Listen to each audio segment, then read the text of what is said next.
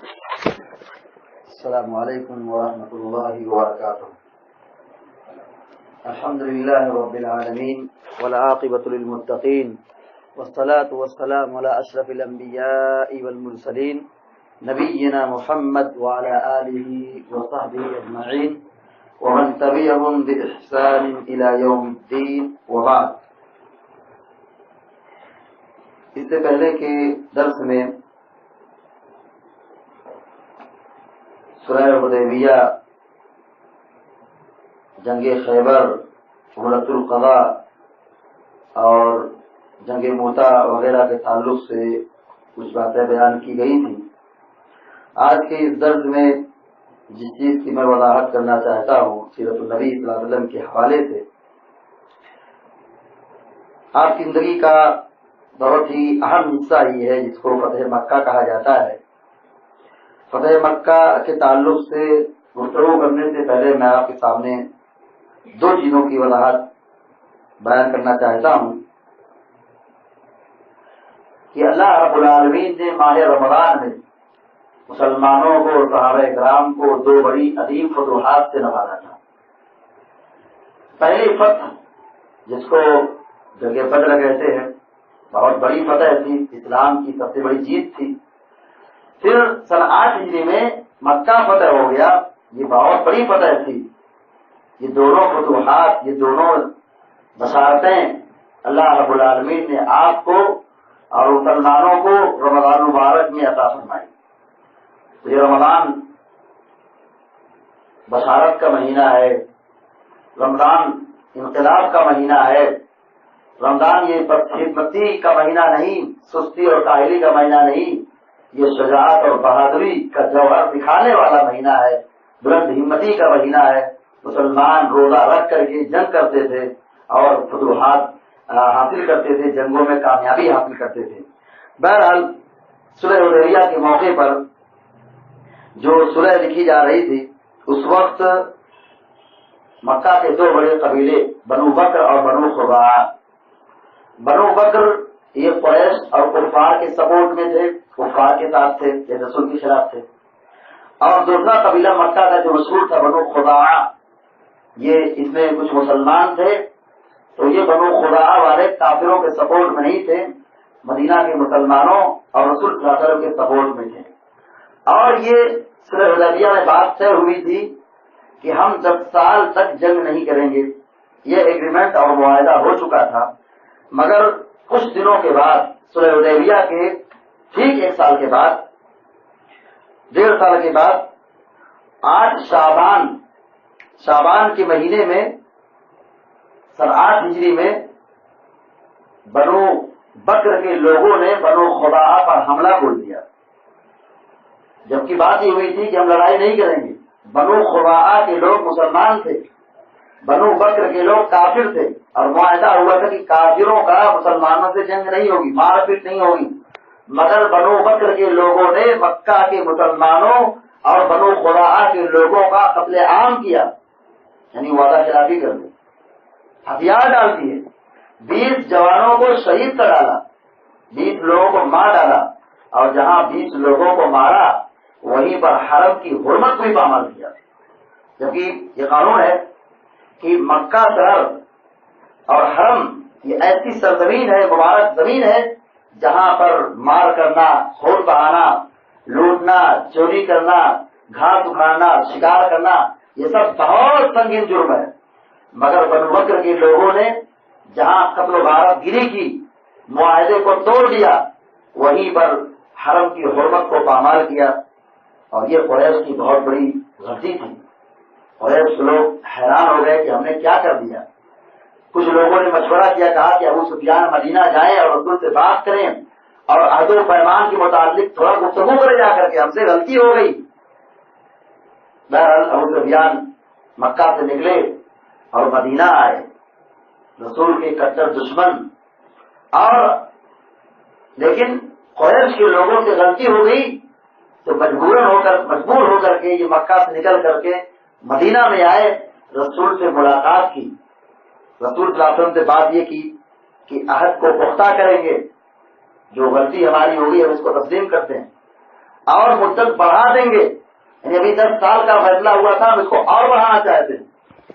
یہ بات ابو سفیان نے کہی، اللہ کے رسول نے ایک کان سے سن لی، اس کو کچھ جواب نہیں دیا، ناکام ہو گئے۔ پہلے آئے تھے اپنی بیٹی کے پاس، ام حبیبہ کے پاس، آ کر کے گھر میں بیٹھ گئے، رسول کا جو بستر تھا اس میں آ کے بیٹھ گئے۔ ان کی بیٹی ام حبیبہ ام المؤمنین رضی اللہ تعالیٰ عنہا آئی اور اپنے ابو کو کہا اٹھیے، اور نبی کا بستر اٹھا کے لپیٹ دیا، کہا اس پر بیٹھیے، آپ مشرک ہیں، یہ رسول کا بستر ہے۔ بیٹی اپنے والد کو بستر، نبی کے بستر سے کھڑا کر کے اور نبی کے بستر کو فولڈ کر دی، کہا اس پہ آپ نہیں بیٹھ سکتے ہیں، آپ مشرک ہو، نبی صلی اللہ علیہ وسلم کا بستر ہے، اس میں آپ کو بیٹھنے کا کوئی حق نہیں ہے۔ ابو سفیان نے کہا بیٹی تو بہت بدل گئی ہو، یعنی ام حبیبہ کی غیرت دیکھیے کہ یہ میرے ابو ضرور ہیں، ان کا احترام اپنی جگہ، ان کا اکرام اپنی جگہ، مگر یہ مشرک ہے، اور مشرک ہوتے ہوئے رسول کے بستر پہ بیٹھے ہیں، میں اس چیز کو گوارا نہیں کر سکتی ہوں۔ بستر کو اٹھا دیا، بستر کو فولڈ کر دیا۔ ابو سفیان کہتے بیٹی تو بہت بدل گئی ہو، کہا نہیں آپ مشرک ہیں، رسول صلی اللہ علیہ وسلم کے بستر میں بیٹھنے کے آپ لائق نہیں ہیں۔ رسول کے بات کی معاہدہ کو مضبوط کیا جائے، 10 سال کا جو ایگریمنٹ ہوا اس کو بڑھا دیا جائے۔ اللہ کے رسول نے سنا اور کچھ جواب ہی نہیں دیا۔ جب آگے آئے ابو صدیق کے پاس، یہی بات کہی، ابو صدیق نے وہی طریقہ اختیار کیا جو رسول اللہ صلی اللہ علیہ وسلم نے طریقہ اختیار کیا، کچھ نہیں جواب دیا۔ باقی عمر کے پاس آئے، عمر رضی اللہ عنہ بھی کہا، سن لیا اور کوئی جواب نہیں دیا۔ پھر وہاں سے حضرت علی کے پاس آئے، بات کی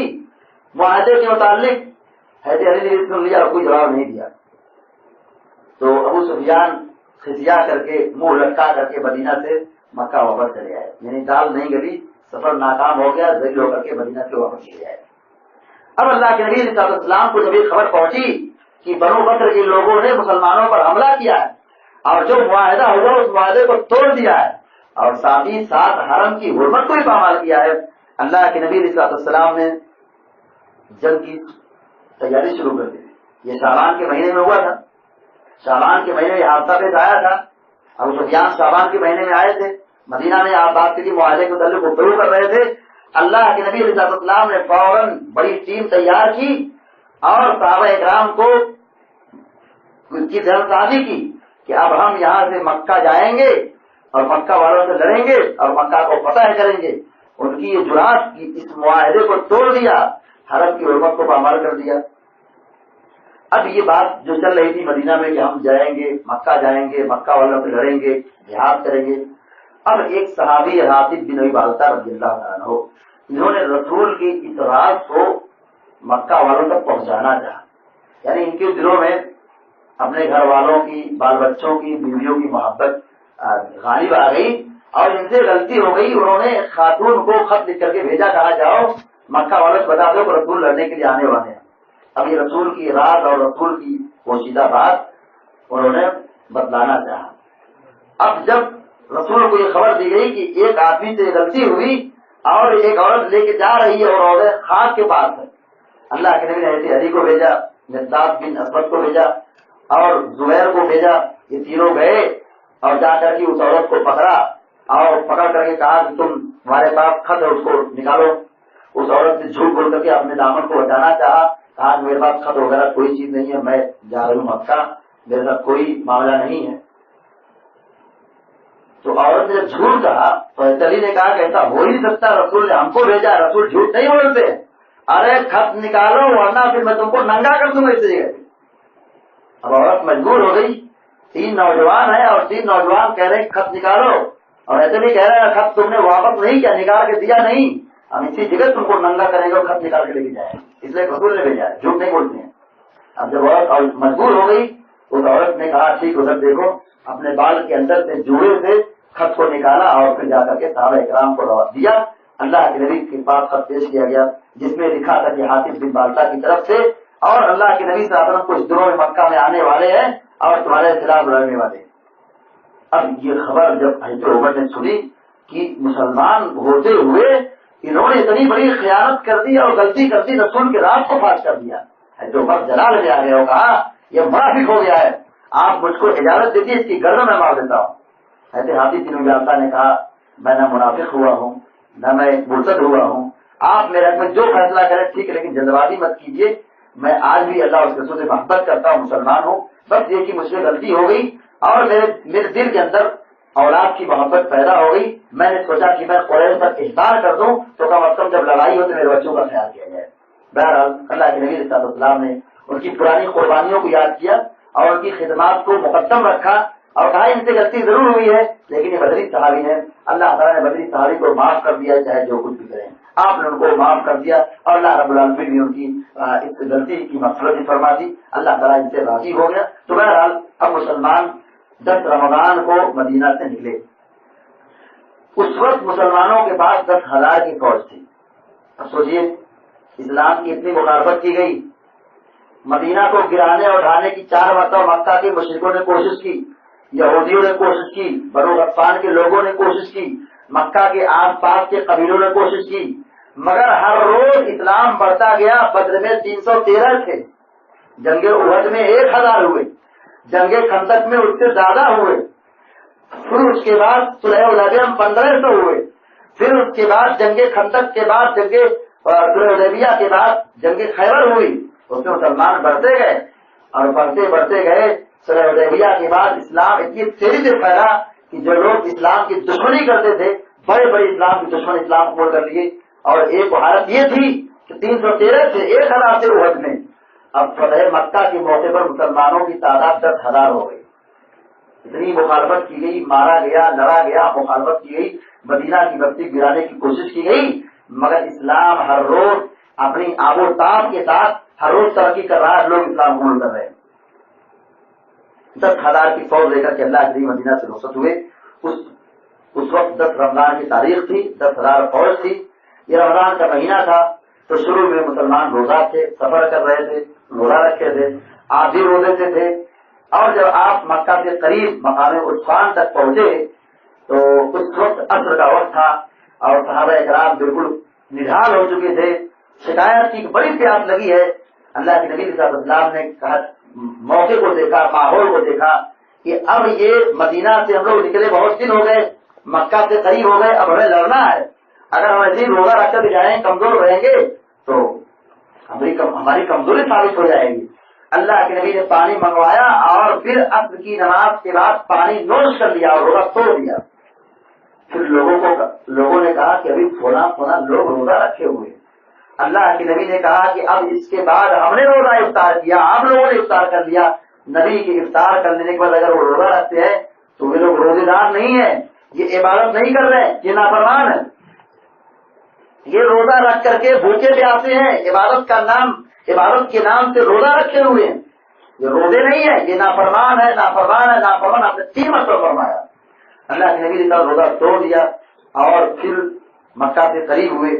تو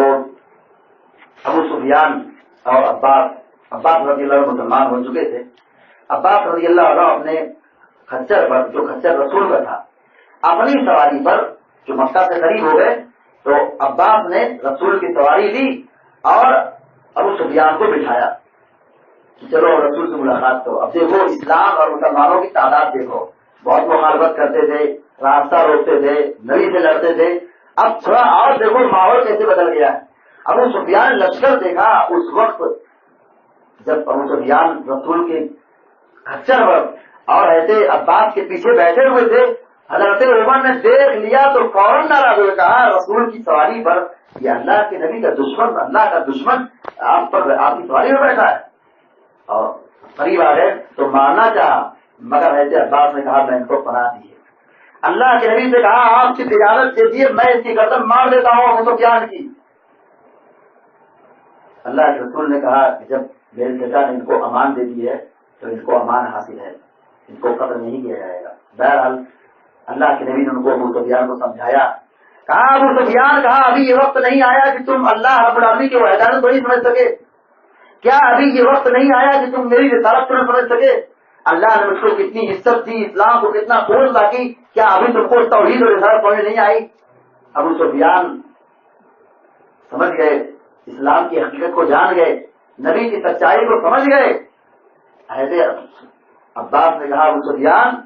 عزت اسی میں ہے کہ اسلام قبول کر لو، وعدہ تمہاری خیر نہیں تمہوں کو مار ڈالا جائے گا۔ بہرحال حضرت ابو سفیان رضی اللہ عنہ اسلام قبول کیے، ان کا اسلام اسلام بڑا بہترین رہا، ان کی بڑی خدمات اور قربانیاں بھی ہیں، اللہ تعالیٰ ان سے راضی ہو، رضی اللہ عنہ بھی صحابی بن گئے۔ گرچہ ماضی کا دور، شروع کا دور بڑا خطرناک تھا، مسلمانوں کے بڑے جانب دشمن تھے، رسول کی جانب دشمن تھے، مگر فتح مکہ کے موقع پر اسلام قبول کر لیے، اس کے بعد ان کا اسلام بڑا اچھا رہا، اسلام پر سواد قدمی اختیار کیے، اللہ تعالیٰ ان سے راضی ہوا، اور اللہ تعالیٰ ان کے سارے پچھلے گناہوں کو اللہ نے معاف کر دیا۔ تو آپ ان کے تعلق سے زبان کھولنے کی، ان کے تعلق سے یا ان کے بیٹے معاویہ رضی اللہ تعالیٰ عنہ کے تعلق سے کچھ بھی خلاف کہنے کی ضرورت نہیں ہے، یہ صحابی ہیں۔ کل وعد اللہ الحسنی، اللہ نے علیہ جنت کا وعدہ کیا ہے، اللہ ان سے راضی ہو گیا، ان کے لیے مغفرت اور ان کے لیے جنت ہے۔ اللہ کے نبی صلی اللہ علیہ وسلم نے فوج کو تقسیم کر دیا، کہا کہ تھوڑا قبیلہ اس راستے سے جائے گا، تھوڑا قبیلہ اس راستے سے جائے گا، تھوڑا قبیلہ اس راستے سے جائے گا، اور سب لوگ پہنچ کر کے جائیں گے کعبہ کے پاس۔ سب لوگ اپنے بتائے ہوئے طریقے کے مطابق مکہ میں داخل ہوئے، چونکہ 10,000 کی فوج تھی، اور مختلف جماعتوں اور قبیلوں نے اللہ کے نبی صلی اللہ علیہ وسلم بات سے کہا تھوڑا تھوڑا راستے سے داخل ہو۔ جس راستے سے مسلمان جماعت کے ساتھ داخل ہوئے، سب لوگ سرنڈر بول دیے تھے، سب نے اپنا دروازہ بند کر لیا تھا۔ اللہ کے نبی صلی اللہ علیہ وسلم نے اعلان کر دیا تھا کہ جو اپنے دروازے کو بند کر لے ان سے نہیں لڑا جائے گا، جو ابو سفیان کے گھر میں داخل ہو جائے وہ بھی امان میں ہے، جو اپنے گھر میں رہے وہ بھی امان میں ہے، جو اللہ کے گھر بیت اللہ میں یا مسجد حرام میں داخل ہو جائے وہ بھی امن میں ہے۔ بہرحال سب مسلمان اپنے اپنے راستے پر داخل ہوئے مسجد حرام میں، اللہ کے نبی صلی اللہ علیہ وسلم بھی داخل ہوئے، لیکن خالد بن ولید رضی اللہ تعالیٰ جس راستے سے داخل ہوئے تھے، خدئی کا جو راستہ ہے، آج بھی وہ راستہ باقی ہے جو ادیاب کا راستہ پڑتا ہے، اس راستے سے حضرت خالد بن ولید داخل ہوئے تھے، تو بہت سارے مشرک ٹکر لیے۔ صرف ایک ہی راستہ تھا جس سے مشرکین نے مسلمان ٹکر لی، ورنہ جتنے بھی راستے تھے سب راستے بند تھے، یعنی مشرک نے کوئی انٹرفیئر نہیں کیا، سب اپنے گھر میں بیٹھے رہے، کسی نے مقابلہ کرنے کے لیے آگے نہیں بڑھے۔ مگر ابو خالد بن ولید جس راستے سے داخل ہو رہے تھے، کچھ مشرک چکر لینے کے لیے آگے بڑھے، حضرت خالد نے اپنی تلوار سے 12 لوگوں کو مارا تھا، اور پھر جو لوگ 12 لوگ مر گئے، یہ لوگ ہمت ہار گئے اور پھر میدان چھوڑ کے بھاگ گئے، اپنے گھر میں چھپ گئے۔ اللہ کے نبی صلی اللہ علیہ وسلم خانہ مسجد حرام میں داخل ہوئے، اور مسجد حرام میں داخل ہونے کے بعد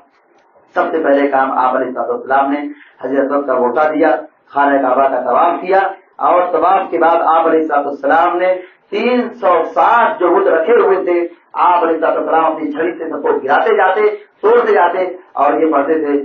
قل جاء الحق وزهق الباطل ان الباطل كان زهوقا، اور پھر سارے بتوں کو توڑ پھوڑ کر پھینک دیا گیا، کعبہ کو صاف کیا گیا، عثمان بن ابی طلحہ کو بلایا گیا، اور اسے چابی اللہ کے نبی صلی اللہ علیہ وسلم نے لی، اور چابی لینے کے بعد جیسے کعبہ کے باہر کو صاف کیا، بتوں کی گندگی کو ختم کیا، آپ علیہ السلام خانہ کعبہ کے اندر داخل ہوئے، وہاں ابراہیم کی تفسیر بنی ہوئی تھی، اور وہ تیر اور پاتے جو قسمت آزمائی کرتے تھے وہ نقشہ بنا ہوا تھا، آپ علیہ السلام نے اس کو کھل دیا، اور شرک کے جتنے مظاہر تھے، کفریہ جو گندے کام تھے، ان سب کا خاتمہ کر دیا۔ آپ بیت اللہ میں داخل ہوئے، 2 رکعت نفل نماز ادا کی، اور پھر اس کے بعد خانہ کعبہ کو بند کرنے کے بعد امانت کو، چابی کو عثمان بن طلحہ جو خانہ کعبہ کی چابی کے وکیل اور ذمہ دار تھے، ان کو روانہ کر دیا، دے دیا۔ اسلام کا حکم تھا ان اللہ یأمرکم ان تؤدوا الامانات الی اہلہا، امانت کو ان کے صاحب تک پہنچا دو، اور آج بھی خانہ کعبہ کی چابی عثمان بن طلحہ رضی اللہ عنہ کے قبیلے میں آج ہی باقی ہے، ان کے خاندان میں آج ہی باقی ہے۔ بہرحال اللہ کے نبی صلی اللہ علیہ وسلم جب ان سب چیزوں سے فارغ ہو گئے، اب یہ سارے مکہ کے مشرک حرم میں داخل ہو گئے، سر لٹکائے ہوئے، سر جھکائے ہوئے، اور آپ علیہ السلام ان سے پوچھتے ہیں بتاؤ تمہارے ساتھ کیا سلوک کیا جائے گا؟ یہ وہ لوگ تھے جن کا ریکارڈ دیکھو،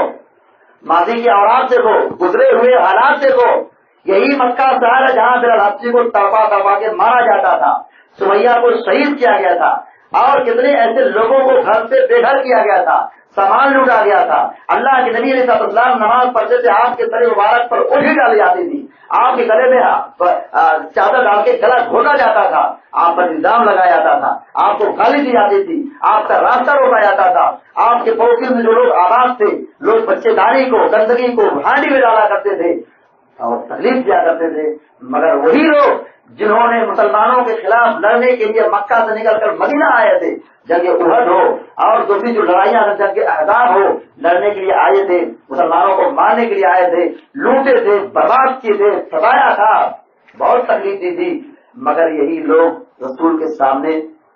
معافی کی بھیک مانگے ہوئے کھڑے ہیں۔ اللہ کے مجھے تمہارا کیا سلوک کیا جائے؟ لوگوں نے کہا آپ بہت اچھے آدمی ہیں، آپ بہترین آدمی ہیں، ہم آپ سے خیر کی امید رکھتے ہیں۔ آپ علیہ السلام نے ان کو ایک ہی لمحے میں کہا اذهبوا وانتم الطلقاء لا تثريب عليكم اليوم، تم پر آج کوئی ظلم نہیں کیا جائے گا، اذهبوا وانتم الطلقاء، تم سب کے سب آزاد ہو۔ ایسے سعد بن ابی وقاص جب مکہ میں داخل ہو رہے تھے، اس وقت سعد بن ابی وقاص نے یہ کہا تھا اليوم يوم الملحمہ، آج کا دن تو یہ لڑائی کا دن ہے، آج مکہ والوں کو پتہ چل جائے گا کہ مسلمان کون ہے اور مسلمانوں کی طاقت کیا ہے، آج تو مار پیٹ کے برابر کر دیا جائے گا۔ یہ آثار جب اللہ کے نہیں سنے کہ ان کے ساتھ بھی اوقات جذبات میں ہے اور پرانی یاد کو تازہ کر کے مکہ کے لوگوں سے ظالموں سے بدلہ لینا چاہتے ہیں، چاہے نبی صلی اللہ علیہ وسلم نے کہا ہے ساتھ اليوم یوم المرحمہ، یہ لڑائی کا دن نہیں، یہ رحم و کرم کا دن ہے، یہ عزت کا دن ہے، آج یہ مکہ کے لوگ عزت دار بن جائیں گے، یہ قریش کے لوگ جن لوگوں نے مسلمانوں کو تکلیفیں دی تھی آج ان کو عزت ملے گی، ان کو شرف ملے گا، ان کو سعادت ملے گی، ان کو معاف کر دیا جائے گا، رحم و کرم کا دن ہے۔ آپ علیہ السلام نے اچھے اخلاق سے جو مظاہرہ کیا، اخلاق حسنہ کا مظاہرہ کیا، آپ کے اچھے اخلاق کو دیکھ کر مسلمانوں کافروں قریش کے لوگ جو مسلمانوں کو مارتے تھے، دوڑاتے تھے، کھدیڑتے تھے، گھسیٹتے تھے، وہ سمجھ گئے کہ ہم نے غلطی کی، اپنی غلطی کا اعتراف کر لیا اور دائرہ اسلام میں داخل ہو گئے۔ مسلمان مکہ میں غالب آ گئے، مکہ فتح ہو گیا، مکہ کے سارے لوگ مسلمان ہو گئے، اور جب آپ مکہ میں داخل ہو رہے تو آپ نے کہا کچھ لوگوں کے بارے میں کہ فلاں آدمی مل جائے، فلاں آدمی مل جائے، وہ کہیں بھی مل جائے، اس کو اگر خانہ کعبہ کی دیوار پر پردے پر لٹکتے ہوئے پکڑ کے پالو تو اس کو چھوڑو، تو اس کو قتل کر دو، کیونکہ ان لوگوں کا شر بہت زیادہ تھا، ان کا فتنہ بہت زیادہ تھا، ان کا ظلم بہت زیادہ تھا۔ آپ علیہ السلام نے کچھ لوگوں کا نامزد کیا تھا کہ ان کو مارا جائے گا، مگر جب اس میں سے کچھ بھاگ گئے، کچھ پکڑ لیے گئے، کچھ لوگوں کو قتل کیا گیا اور کچھ لوگ اسلام بھی لے کر کے آئے، اللہ کے نبی صلی اللہ علیہ وسلم بھاگنے والوں کو چھوڑ دیا اور جو اسلام لائے ان کو بھی معاف کر دیا۔ آپ علیہ السلام کے چچا کے قاتل واحد بن حرب یہ بھی آئے اور کہا مجھے معاف کر دی، میں اسلام لاتا ہوں، اللہ کے نبی اسلام کو قبول کر دیا۔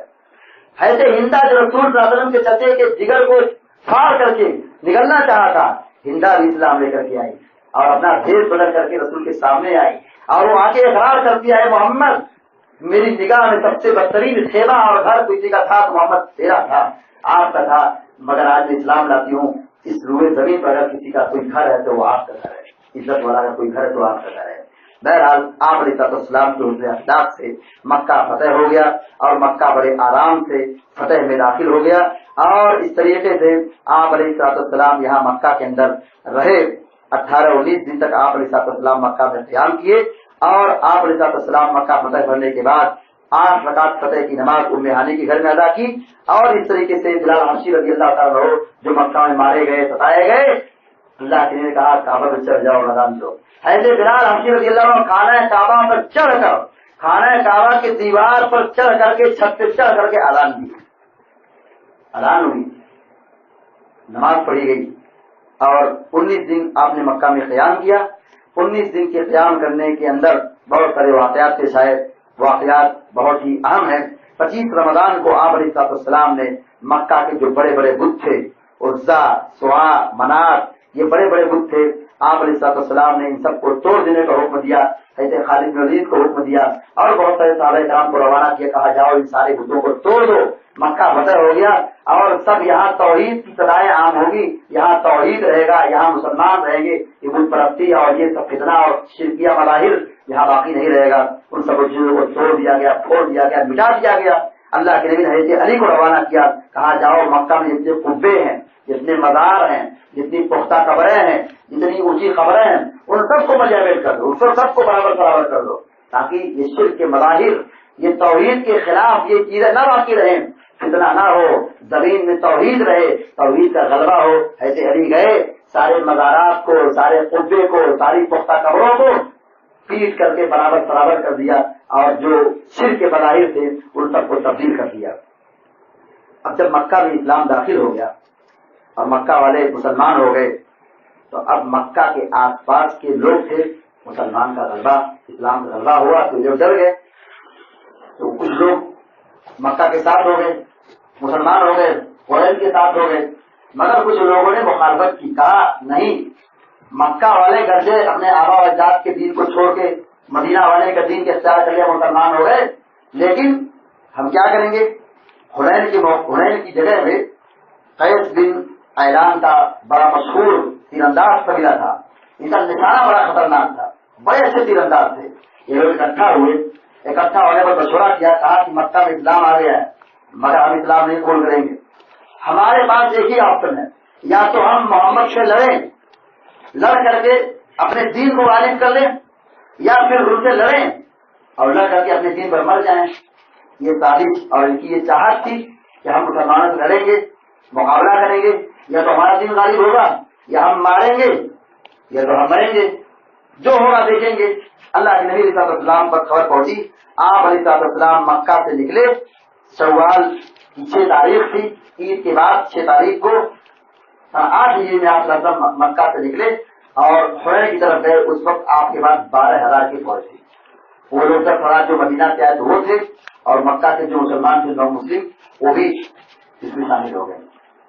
یہ لوگ گئے تو اب یہ 12,000 کی فوج جب داخل ہوئی، ان کو اپنی طاقت کا عجب اور غرور پیدا ہو گیا کہ ہم 12,000 لوگ ہیں، ہم 12,000 کی تعداد میں آج کیا ہوگا؟ جب 313 جو اکھاڑ کے پکا کے برابر کر دیے، آج تو ان کی حالت خراب ہو جائے گی۔ ان کے اندر تھوڑا سا انانیت پیدا ہو گئی، اور جب میدان میں اترے اور جب حنین کے نوجوانوں نے تیر چلانا شروع کیا، یہ تعداد بھاگ گئی، میدان چھوڑ کر فرار ہو گئی، ڈر گئے۔ یہ تیر اندازی کی جب بوچھار ہوئی اور مارنا شروع کیا کافروں نے، یہی مسلمان جو جذبات میں سے آگے بڑھ رہے تھے میدان چھوڑ کے بھاگ گئے۔ چند مسلمان ایسے عباس اور ابو سفیان اور اللہ کے نبی علیہ السلام جنگ کے مورچے کو سنبھالے ہوئے تھے، ایسے عباس نے آواز لگائی اور اللہ کے نبی نے اشعار پڑھے، نبی اللہ کریم عبد المطلب، آپ علیہ السلام نے پکارا، صحابہ کرام نے بلایا، تب جا کر کے بھاگنے والے شروع کے ماحول میں مسلمان ہار گئے تھے، میدان چھوڑ کے بھاگ گئے، شکست ہو گئے تھے، مگر جب مسلمانوں نے آواز لگائی، ایسے عباس نے بلایا تو وہ لوگ آئے اور پھر لڑائی لڑی گئی، اور پھر اس کے بعد جب مسلمانوں نے لڑائی لڑی تو پھر کافی لوگ میدان چھوڑ کے بھاگ گئے، میدان چھوڑ کے بھاگے، مسلمان دوڑے، مقابلہ کیا اور جتنا سامان تھا سب لوٹ لیا۔ سب سے زیادہ مسلمانوں کو مال جو حاصل ہوا تھا وہ اسی جنگ حنین کے موقع پر حاصل ہوا تھا۔ دیکھیے تاریخ کے اندر روایت ملتی ہے کہ 24,000 اونٹ مسلمانوں کے ہاتھ آئے، 40,000 بکریاں ملی، 4,000 اوقیہ چاندی جس کی مقدار اگر دیکھیں تو 1,60,000 درہم، ایسے ہی 6,000 غلام اور لوڈیاں مسلمانوں کے ہاتھ آئے، اتنا بڑا مال۔ اور یہ جو مشرک تھے مسلمانوں کے خلاف جو لڑ رہے تھے حنین میں، یہ لوگ بھاگے، میدان چھوڑ کے بھاگ کے، اور مسلمانوں نے اتنا بڑا مال غنیمت اکٹھا کر دیا، جمع کر دیا۔ کتنی بڑی ملکیت تھی، 24,000 اونٹ، 40,000 بکریاں، 1,60,000 درہم اور 6,000 غلام اور لوڈی۔ اس سے زیادہ مسلمانوں کو عہد نبوی میں مال غنیمت کبھی نہیں ملا تھا۔ اللہ کے نبی صلی اللہ علیہ وسلم کا آگے بڑھو، یہاں سے نکلے جہاں یہ لوگ بھاگے تھے، اوتاف گئے، پھر کچھ لوگ طائف بھاگے، وہاں سے حنین سے نکل کر کے آپ علیہ السلام طائف پر رخ کیا، کیونکہ یہ لوگ بھاگے طائف کے اندر گئے۔ طائف میں جب گئے تو یہ لوگ بہت ہوشیار تھے، قلعے میں جا کر کے بند ہو گئے، اور قلعے کی مضبوط دیوار تھی، مسلمانوں کو کہیں سے راستہ نہیں ملا تھا کہ قلعے کی دیوار کو پھاڑ دیں اور توڑ دیں اور اندر داخل ہو جائیں۔ مسلمان محاصرہ کیے، 20 دن تک لگاتار مسلمان محاصرہ کیے ہوئے تھے، جنگ کر رہے تھے، ٹھہرے ہوئے تھے، مگر کوئی کامیابی مل نہیں پا رہی تھی۔ اللہ کے نبی علیہ السلام بھی یہ تسلی دلا رہے تھے، لڑائی کریں گے، کل فتح ملے گی، کل فتح ملے گی، لیکن مسلمانوں کو کوئی کامیابی نہیں مل رہی تھی۔ بہرحال اللہ کے رسول صلی اللہ علیہ وسلم نے کہا، اعلان کیا، کہا جو قلعے سے نکل آئے وہ آزاد ہو جائے. جو قلعے سے نکل جائے باہر آ جائے ہتھیار ڈال دے وہ آزاد ہے, اس کے ساتھ کچھ چھیڑ چھاڑ نہیں کی جائے گا. لیکن جو قلعے میں رہے گا اس سے لڑائی لڑی جائے گی. 23 نوجوان اوپر سے کود کر کے رسی کے ذریعے سے اور چرخی کے ذریعے سے اور دیوار کے اوپر سے نکل کر کے آئے اور مسلمانوں کے ساتھ مل گئے. 23 نوجوان تھے, اس میں سے ابو بکر بھی تھے, وہ بات اسلام بھی لے کر کے آئے. خدا رات 23 نوجوان محفوظ رہے, سیف رہے, ان کو کچھ شک نہیں کیا گیا. لیکن جب اللہ کے نبی صلی اللہ علیہ وسلم 24 دن تک ان کا محاصرہ کرتے رہے اور کوئی نتیجہ برآمد نہیں ہوا. یہ طائف کے تھے, بڑے بہادر لوگ تھے طائف والے. اب 24 دن گزر گیا, کوئی نتیجہ نہیں نکل رہا تھا. آپ یہ امید دلا رہے تھے کہ لڑائی کریں گے اور فتح ملے گی, کامیابی ملے گی. لیکن 24 دن کے بعد کوئی نتیجہ برآمد نہیں ہوا. ایک صحابی نے کہا, اے اللہ کے نبی صلی اللہ علیہ وسلم, دیکھیے ان لوگ مثال ایسے جیسے لومڑی اپنے بھٹ میں داخل ہو جائے تو نکلنے کا نام نہیں لیتی. تو اب اگر ہم ڈٹ کر کے مقابلہ کریں گے, ٹھہر رہیں گے, تو ممکن ہم کو کامیابی مل جائے. اگر ہم ان کو چھوڑ کے چلے جائیں تو یہ لوگ ایسے لومڑی ہیں, ڈرپوک ہیں, ہم کو یہ کچھ نقصان نہیں پہنچا سکتے ہیں. بہرحال اللہ کے نبی صلی اللہ علیہ وسلم نے ان کے حق میں دعا کی, کہا کہ اللہ تعالیٰ ان کو اسلام کی توفیق دے, ان کو واپس لے کر گیا. اللہ کے نبی یہی کہتے ہیں کہ شاید چھوڑ کر کو واپس لے آئے, کیونکہ یہ لوگ قلعے میں محصور ہو گئے. ان کی ہمت نہیں ہوئی کہ آ کر مسلمان لڑیں, تو ان کی یہ شکست تھی, ان کی یہ ناکامی تھی. مسلمان وہاں سے جیت کر کے آئے اور جو جنگ حنین میں اتنا بڑا خزانہ ملا تھا, آپ علیہ السلام نے اتنی ساری دولت کو اکٹھا کیا. دولت کو اکٹھا کرنے کے بعد آپ علیہ السلام نے جعرانہ کی جگہ پر اس سارے مال کو اکٹھا کرنے کے بعد تقسیم کر دیا. تقسیم ہو گیا نا, کس کو دیا؟ مکہ کے جو لوگ مسلمان ہوئے تھے, نو مسلم تھے, ابھی نئے نئے اسلام لائے تھے, پورا مال تقسیم کر دیا اور انصار کو ایک دانہ تک نہیں دیا. انصار لوگ ناراض ہو گئے. جو کم تجربہ کار تھے لوگوں نے کچھ الٹی سیدھی باتیں بھی کرنا شروع کر دی. یہ کیا ہوا؟ اب مکہ والے مسلمان ہو گئے, نبی کے گاؤں والے مسلمان ہو گئے, تو اب نبی نے ہم کو چھوڑ دیا اور پھر اس کے بعد سارا خزانہ اس کو دے دیا. اللہ کے نبی نے جب یہ حالات دیکھا اور سنا کہ کچھ لوگ ایسا کہتے ہیں, آپ نے جگہ میٹنگ کی وادی میں اور کہا, بلایا انصار کو. اللہ کے نبی نے کہا, انصاریو کیا تم گمراہ نہیں تھے, میں آیا تم کو ہدایت ملی؟ تو لوگوں نے کیوں نہیں؟ کہا تم لوگ کس حالت میں تھے, میں آیا تم کو ایسا پلیٹ فارم پہ اکٹھا کیا. میں نے ایسے لوگوں کو مال دے دیا, مجھے ڈر تھا کہ کہیں یہ لوگ مال کی وجہ سے اگر مال ملے گا تو دین پر جمے رہیں گے, اور اگر نہ تو ہو سکتا ہے کہ مرتد ہو جائیں. اور میں کانفیڈنس کے ساتھ کہتا ہوں, مجھے یقین ہے کہ تمہارے اندر سے دین سے کوئی بگاڑ نہیں کر سکتا ہے, یہ دین پر جمے رہیں گے, یہ ٹرینڈ ہے, ان کی تربیت ہوئی ہے, تم لوگ میرے ساتھ کئی سالوں تک رہے ہو, اس لیے میں نے تم کو مال نہیں دیا, میں نے پورا خزانہ دولت تم کو سب سے دی. ارے ایک ایک صحابی کو, مکہ کے نو مسلم کو آپ نے 100 ووٹ دیے تھے. کوئی معمولی دولت تھی, کوئی معمولی پراپرٹی تھی, سب مال ان کو دے دیا, انصار کو نہیں دیا. اور آپ نے نصیحت کرتے ہوئے فرمایا, کہا اے انصاریو اگر تم اس طرف جاؤ اور یہ مکہ کے لوگ اس طرف جائیں تو محمد کو تم اپنے ساتھ پاؤ گے. کیا تم یہ نہیں چاہتے ہو کہ یہ لوگ اپنے گھروں میں بکریوں کو لے جائیں, اونٹ کو لے جائیں, جانوروں کو لے جائیں, دولت کو لے جاؤ, اور تم اپنے گھر میں جاؤ تو محمد کو اپنے ساتھ لے کے جاؤ؟ ایسے سات دن اوقات اور جو بڑے بڑے صحابہ اکرام کے لوگوں نے کہا, اے محمد صلی اللہ علیہ وسلم یہ ہم لوگ نہیں کہتے ہیں, جو آپ سمجھ رہے ہیں, آپ جو نصیحت کا ہم نے نہیں کہا, ارے انصار کے چھوٹے لوگوں نے کہا ہے. آپ علیہ السلام نے کہا, اگر یہ لوگ تم لوگوں کا جو احسان ہے, جو قربانی ہے, میں اس کو فراموش نہیں کر سکتا ہوں. میں نے ان کو دولت دے دی, تم کو نہیں دیا ہے, مجھے معلوم تم دیندار ہو, دین پر جمے رہو گے. یہ آج مسلمان لائے ہیں, ممکن ہے کہیں کہیں کوئی مال کے پھندے پھنس جائے, اسلام کو چھوڑ دے اور مرتد ہو جائے, مجھے ڈر ہے ایسا. تو میں نے ان کو طالب قلب کے لیے, دین پر جمانے کے لیے, دین پر ثابت قدمی کے لیے ان کو میں نے اتنا مال دے دیا ہے کہ کوئی ان کو پھنسا نہ سکے, یہ دین چھوڑ نہ سکے. پھر اللہ کے نبی صلی اللہ علیہ وسلم مکہ آئے, عمرہ کیا. عمرہ کرنے کے بعد آپ علیہ السلام ذی قعدہ کے 3 دن باقی تھے, یعنی 26 یا 27 تاریخ تھی. آپ علیہ السلام مکہ سے نکلے اور مکہ سے نکل کر مدینہ گئے, اور آپ کو معلوم ہے کہ مکہ فتح ہو گیا, اسلام غالب آ گیا. آپ علیہ السلام نے مکہ کا ایک شخص کو ذمہ دار بنایا. عتاب بن اسید رضی اللہ عنہ مکہ کے گورنر تھے, مکہ کے والی تھے. آپ نے ان کو ذمہ داری سونپ دی اور پھر اس کے بعد سن 8 ہجری میں 26 یا 27 ذی القعدہ کو آپ علیہ السلام مکہ سے نکلے اور مدینہ پہنچ گئے. یہ کچھ فتح مکہ کے حالات تھے,